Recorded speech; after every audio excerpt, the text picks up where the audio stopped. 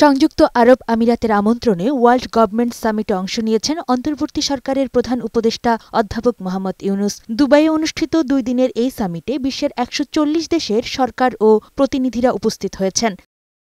বুধবার এই আয়োজনের ভেন্যুতে মার্কিন সংবাদ মাধ্যম CNN এর বেকি অ্যান্ডারসনের প্রশ্নোত্তর পর্বে যোগ দেন প্রধান উপদেষ্টা। এ সময় তিনি জানান, বাংলাদেশের সার্বিক পরিস্থিতি স্বাভাবিক হলে আইনশৃঙ্খলা, সামাজিক নিরাপত্তা, স্বাস্থ্য ও শিক্ষা সবই উন্নতি হবে।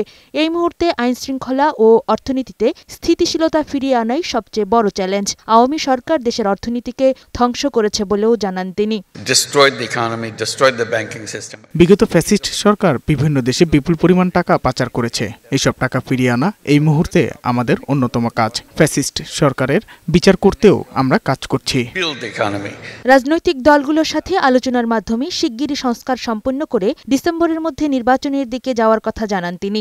শেখ হাসিনা এ যাবৎকালে যত নির্বাচন করেছে তা ভুয়া ছিল বলেও মন্তব্য করেন তিনি। নতুন বাংলাদেশ গঠনের লক্ষ্যে আমরা 15টি সংস্কার কমিশন করেছি। তারা তাদের দায়িত্ব পালন করেছে। জাতিকে একটি সুষ্ঠু ও নিরপেক্ষ নির্বাচন দিয়ে আমি আমার পুরনো কাজে ফিরে যেতে চাই।